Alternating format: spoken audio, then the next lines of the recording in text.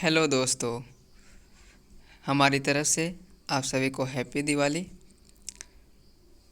और चलिए आज का क्लास स्टार्ट करते हैं। मैं आप लोगों के लिए आज लेकर आया हूँ कुछ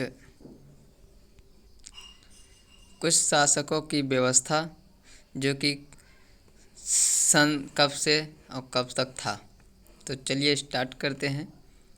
बंगाल का गवर्नर 1757 ईस्वी से 1772 ईस्वी तक और 1773 ईस्वी से 1832 ईस्वी बंगाल का गवर्नर जनरल। और आगे 1833 ईस्वी से 1857 ईस्वी भारत का गवर्नर जनरल। अगला है 1858 ईस्वी से 1946 ईस्वी वायसराय। 1947 ईस्वी से 1950 ईस्वी गवर्नर जनरल। चलिए देखते हैं एक एक करके।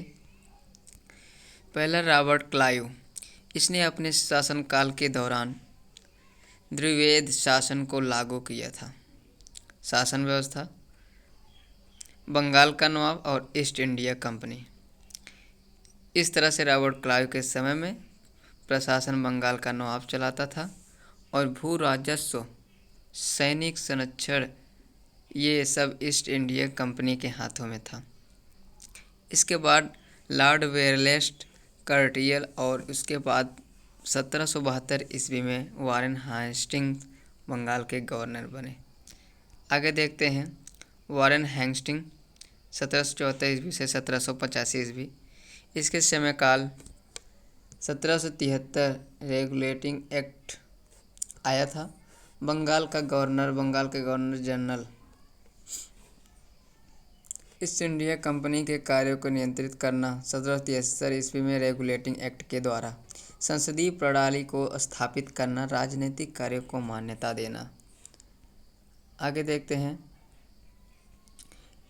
इस एक्ट के तहत 1774 ईस्वी में कलकत्ता में सुप्रीम कोर्ट की स्थापना की गई और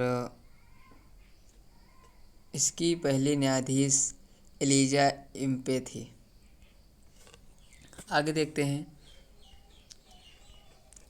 इसी के समय काल में सर विलियम जोन्स ने एशियाटिक सोसाइटी ऑफ बंगाल की स्थापना की और साथ ही भारत का पहला समाचार पत्र द बंगाल गजट का प्रकाशन इसी समय काल में हुआ। East India act, regulating act 1773 की कमजोरियों को दूर करने और अंग्रेजों के हितों की रक्षा करने के लिए 1784 ईस्वी में ब्रिटिश संसद ने ईस्ट इंडिया एक्ट पास किया। इसके तहत इंग्लैंड में एक नियंत्रक बोर्ड की स्थापना की गई थी। विरोध में वारेन हेस्टिंग्स ने इस्तीफा दे दिया और इंग्लैंड चले गए। वहां जाने पर ब्रिटिश पार्लियामेंट ने महाभियोग चलाया, पर संसद ने उन्हें सभी आरोपों से मुक्त कर दिया। इसके बाद लॉर्ड कॉर्नवालिस अगले जनरल गवर्नर बने।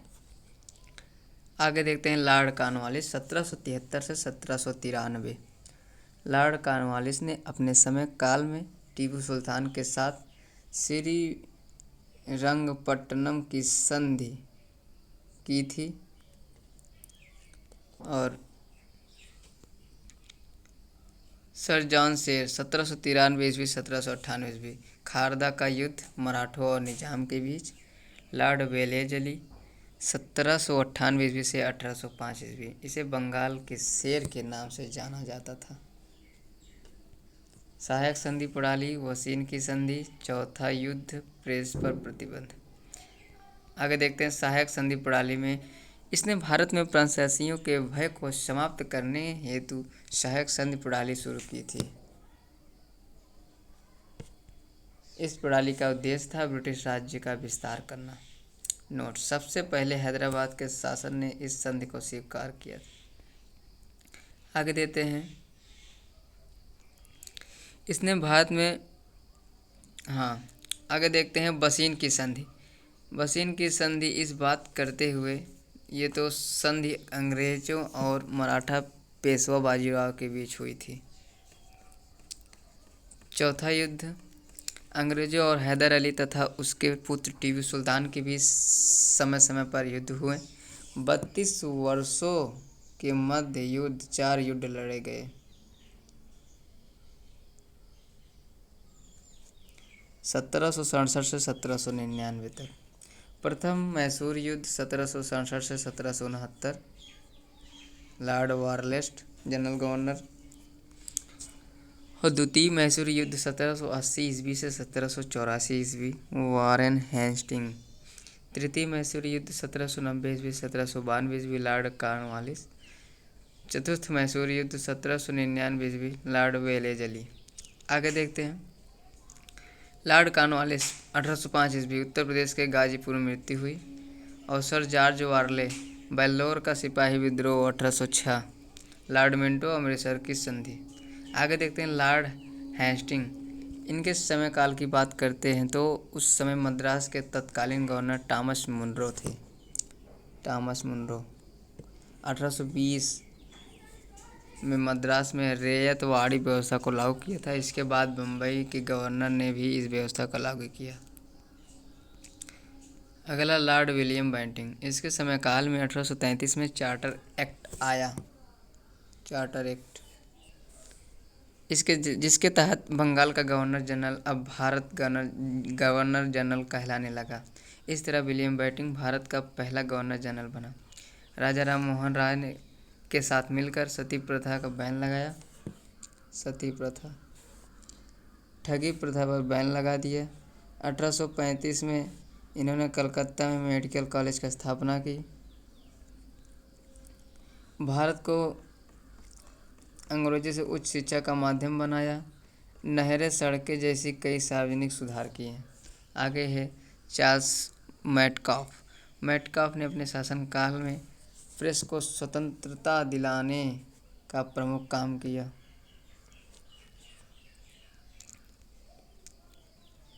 और डलहौजी, आगे देखते हैं डलहौजी 1848 ईस्वी से 1856 ईस्वी। लॉर्ड डलहौजी को ही आधुनिक भारत का निर्माता के रूप में जाना जाता है।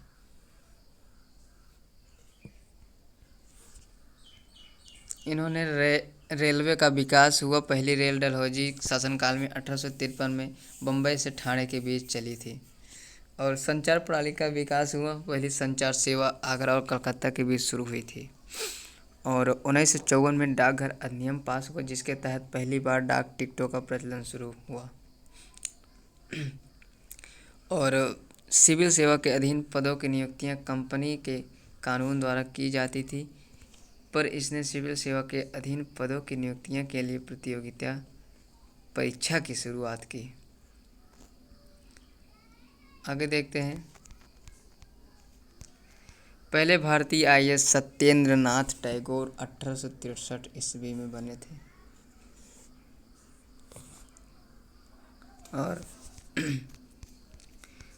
और देखते हैं हड़प नीति का व्यापकगत का सिद्धांत। डलहौजी ने इस नीति को ब्रिटिश साम्राज्य का विस्तार करने के उद्देश्य से लागू किया था।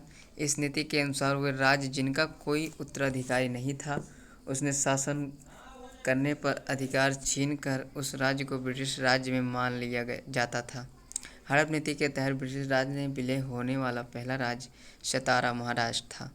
आगे चलकर जयपुर, संभलपुर, उदयपुर, झांसी राज्यों को इस नीति द्वारा ब्रिटिश राज्यों में मिला लिया गया। आगे देखते हैं लॉर्ड कैनिंग। इन्हीं के शासनकाल में 1857 का विद्रोह हुआ था। इसी विद्रोह के बाद से ही भारत का शासन ईस्ट इंडिया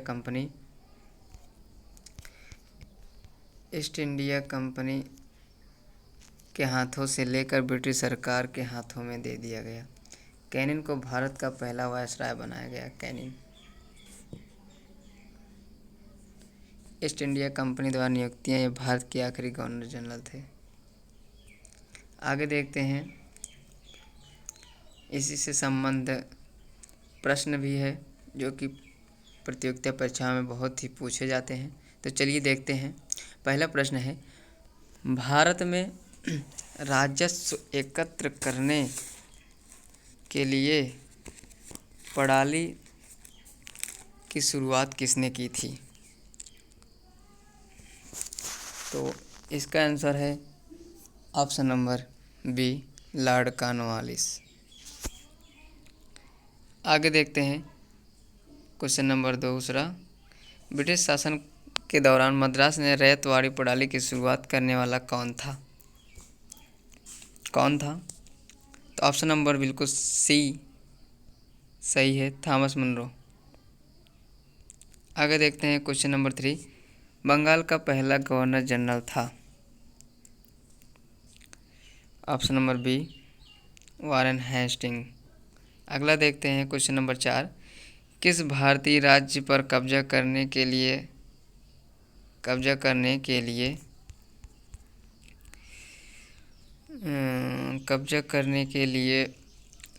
राज्य हड़प नीति को नहीं अपनाया गया था? इसका आंसर है पंजाब, ऑप्शन नंबर डी। अगला देखते हैं question number 5। East India company का अंतिम गवर्नर जनरल और क्राउन के अधीन पहला वायसराय कौन था? क्वेश्चन नंबर 5 का आंसर है लॉर्ड कैनिंग। आगे देखते हैं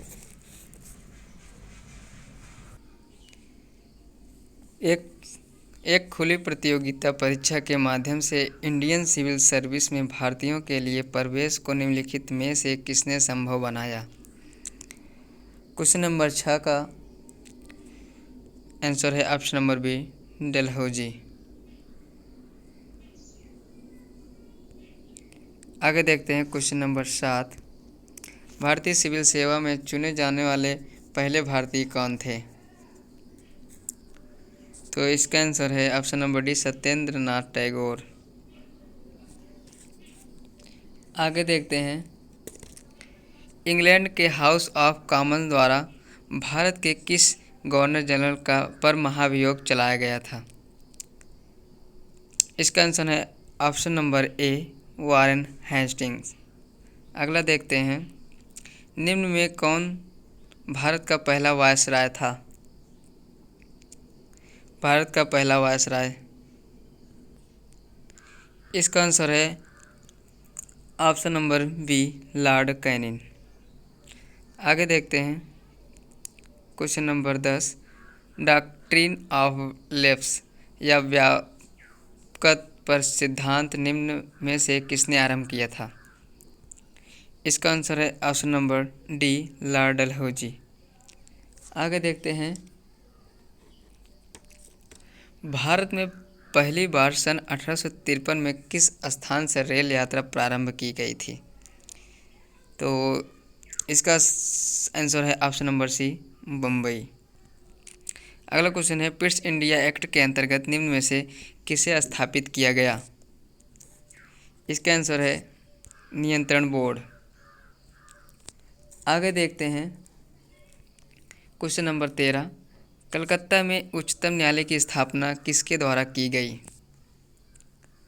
इसका आंसर है option number B 1773 regulating act. आगे देखते हैं निम्न में से कौन बंगाल का पहला गवर्नर था? इसका आंसर है Robert Clive, option number C. आगे देखते हैं क्वेश्चन नंबर 15। 1773 रेगुलेटिंग एक्ट के तहत भारत में पहले उच्चतम न्यायालय की स्थापना 1774 में की गई थी। इसका आंसर है ऑप्शन नंबर बी कलकत्ता। आगे देखते हैं question number 16। Asiatic society of Bengal की स्थापना निम्न में से किस बंगाल के गवर्नर के समय काल में हुई थी? इसका आंसर है option number D Warren Hasting.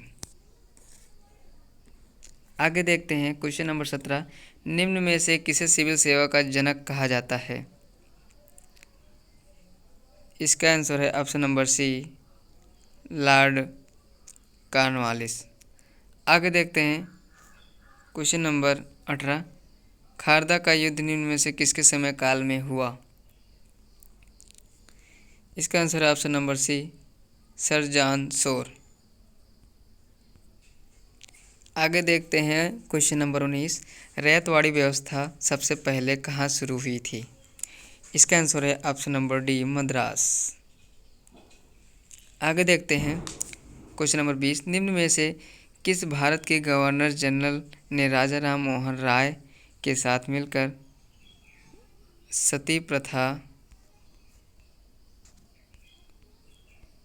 प्रथा का अंत किया था? इसका आंसर है option number C, Lord William Bentinck. आगे देखते हैं क्वेश्चन नंबर 21। निम्न में से किसने अंग्रेज को भारत में उच्च शिक्षा का माध्यम बनाया?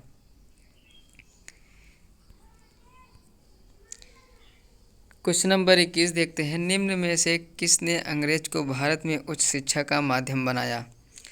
इसका आंसर है option number C, Lord William Bentinck. आगे देखते हैं क्वेश्चन नंबर 22। किस भारत के गवर्नर जनरल ने प्रेस को स्वतंत्रता दिलाई थी? इसका आंसर है ऑप्शन नंबर डी, मेटकॉफ। अगला देखते हैं, टीपू सुल्तान चौथे एंग्लो मैसूर युद्ध में मारा गया। ये युद्ध किस बंगाल के गवर्नर जनरल समयकाल में हुआ था? इसका आंसर है option number D, Lord Wellesley. अगला देखते हैं क्वेश्चन नंबर 24। निम्न में से कौन 1857 के विद्रोह के समय भारत के गवर्नर जनरल के रूप में कार्यरत थे? इसका आंसर है option number C, Lord Canning. आगे देखते हैं क्वेश्चन नंबर 25। हड़प नीति के तहत ब्रिटिश राज्य में विलय होने वाला पहला राज्य कौन सा था? इसका आंसर है ऑप्शन नंबर बी, सतारा। आगे देखते हैं, निम्न में से किस भारत के गवर्नर जनरल के शासनकाल में रेलवे संचार प्रणाली की शुरुआत हुई थी? इसका आंसर है ऑप्शन नंबर बी, डलहौजी। अगला क्वेश्चन देखते हैं, लॉर्ड वेलेस्ली के द्वारा शुरू सहायक संधि प्रणाली को निम्न में से किस स्थान के शासक ने सबसे पहले स्वीकारा था? इसका आंसर है ऑप्शन नंबर बी, हैदराबाद। अगला देखते हैं क्वेश्चन नंबर 28। श्रीरंगपट्टनम की संधि टीपू सुल्तान और किस के बीच हुई थी? इसका आंसर है option number B, Lord Cornwallis.